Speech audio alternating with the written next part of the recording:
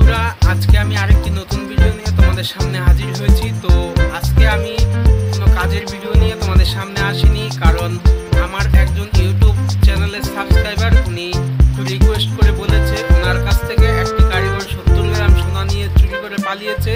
তো এর জন্যই ওর একটা ভিডিও করে তোমাদের সামনে তুলে ধরছি। যদি একে তোমরা চিনে থাকো, ভিডিওতে দেওয়া নম্বরে অবশ্যই যোগাযোগ করে একে ধরিয়ে দেওয়ার চেষ্টা করবে।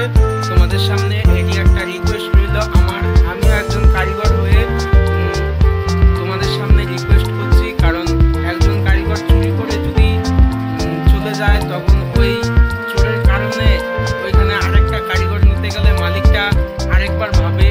এর জন্য ও একদিক দিয়ে কারিগরদের পেটে লাথ মেরেই কিন্তু পালিয়েছে।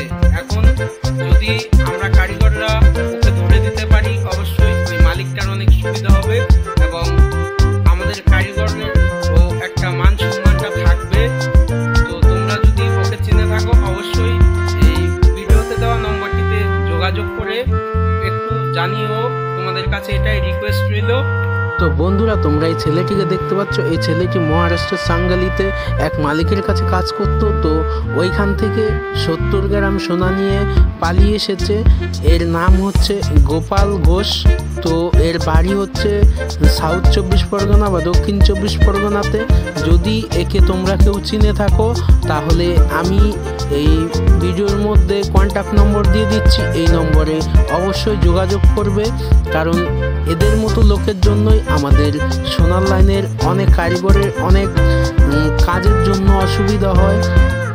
অনেকের বিশ্বাস উঠে যাচ্ছে কারিগরদের প্রতি।